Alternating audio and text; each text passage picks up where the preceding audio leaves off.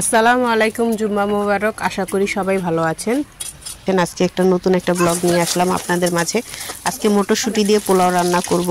তো এখানে আমি পেঁয়াজ বেরেস্তা কিছু ভেজে নিলাম। ভেজে নেওয়া পেঁয়াজ বেরেস্তাগুলো অর্ধেকের বেশি উঠিয়ে নিলাম এবং বাকিগুলোতে ওই মটরশুঁটি আর পোলাওর চাল আধা ঘন্টা ভিজিয়ে রেখেছিলাম, ওগুলো এখন দিয়ে দিচ্ছি। তো কিছুক্ষণ নাড়াচাড়া দিয়ে ভেজে নেব পোলাও চালগুলো।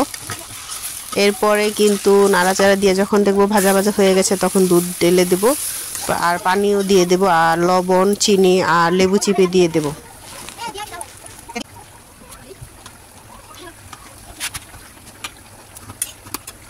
অন্যদিকে এখন আমি সালাদ রেডি করব। আমি কিন্তু আগেই তরকারিটা রান্না করে ফেলেছি, ভিডিও শেষে আপনাদের দেখাবো। এখানে কিন্তু আমি শসা আর গাজর আগেই ছিলে নিয়েছি। ছিলে নিয়ে কাঁটা চামচ দিয়ে একটু ডিজাইন করে নিচ্ছি যাতে পিস পিস করে কাটার পরে খুব সুন্দর হয়। তো আপনারা দেখতেই পাচ্ছেন যে আমি খুব দ্রুততার সাথে কাজ শেষ করছি, কারণ আমার কিন্তু আরও অনেক কাজ আছে। তো সালাদ কিন্তু আমি পিস পিস করে কেটে নিলাম। এই যে দেখতেই পাচ্ছেন যে খুব সুন্দর দেখা যাচ্ছে।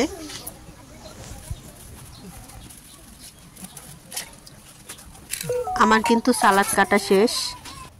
এখন আমি ভর্তা বানাবো। আমি কিন্তু আগে থেকেই এই চান্দা শুটকি, শুকনা মরিচ, কাঁচা মরিচ সব কিছুই ভেজে নিয়েছিলাম আর চাপা শুটকিও ভেজে নিয়েছি। তো আমি প্রথমে চান্দা শুটকির ভর্তাটা বানাবো। চান্দা শুটকিটা কিন্তু শুকনা মরিচ তেলে ভর্তা বানালে খুব স্বাদ লাগে।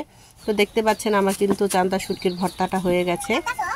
আমার কিন্তু ভর্তা ছাড়া পোলাও মাংসের সাথে চলেই না। সবাই মাংস দিয়ে পোলাও খেলেও আমার কিন্তু বিরিয়ানি হোক পোলাও হোক ভর্তা আমার লাগবে, তাছাড়া খাবারের টেস্ট হয় না। তো এদিকে আমি ওই ভেজে রাখা চাপা শুটকি আর কাঁচামরিচ, পেঁয়াজ, রসুন এখন আমি বেটে চাপার ভর্তা বানাবো। তো চাপা ভর্তাটা আমি প্রায় সময় বাগার দিয়ে করি, কিন্তু এখন আমি বাগার দিয়ে না করে আমি কাঁচামরিচ দিয়ে বেটে ভর্তা করছি। এটার স্বাদই কিন্তু আলাদা। আর কাঁচামরিচ কিন্তু শরীরের জন্য ক্ষতিকর না, ওরকম আর কি পেটের জন্য। কাঁচামরিচের ঝালটা কিন্তু শুকনো মরিচের তুলনায় ভালো। তাই আমি চিন্তা করলাম যে আজকে একটা কাঁচামরিচ আর একটা শুকনো মরিচ দিয়ে ভর্তা করি। আর ভর্তা ছাড়া তো আমার চলবেই না পোলাও মাংসের সাথে। তো যাই হোক, এদিকে কিন্তু আমার পোলাওটা প্রায় হয়ে এসেছে। কিন্তু এদিকে আরেকটা ঘটনা ঘটিয়ে ফেলেছি, সেটা হলো কিন্তু আমি পোলাওয়ে গরম মশলা দিতে একদমই ভুলে গেছি, তেজপাতা, গরম মশলা সব কিছু। তো এখন আমি এগুলো দিয়ে একটু ভালো করে নাড়াচাড়া, পেঁয়াজ বেরেস্তাও দিয়ে নাড়াচাড়া দিয়ে একটু ভিতর দিক করে দিচ্ছি যেন একটু গ্রান হয়। তারপরে আবার একটু তলে তাওয়া বসিয়ে চুলার উপরে তাওয়াটা দিয়ে তার উপর কড়াই বসিয়ে দিলাম আর পেঁয়াজ বেরেস্তা দিয়ে এখন আমি ঢেকে দেবো যেন তলায় লেগে না যায় আর প্লাস রান্নাটা হয়ে যায়। এদিকে কিন্তু আমার এখন রান্না শেষ, তাই এখন আমি সবাইকে দুপুরে খাওয়ার জন্য বেড়ে দিচ্ছি। দেখতেই পাচ্ছেন যে প্লেটে কিন্তু আমি এক এক করে সবাইকে খাবার বেড়ে দিচ্ছি।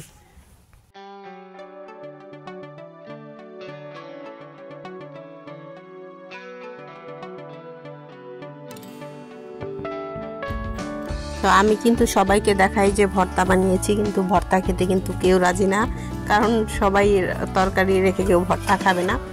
আর সবাই এখন খাওয়া দাওয়া শুরু করে দিয়েছে। তো আমি কিন্তু এখন সালাদ আর ভর্তা নিয়ে খেয়ে আপনাদের বলবো কেমন হয়েছে।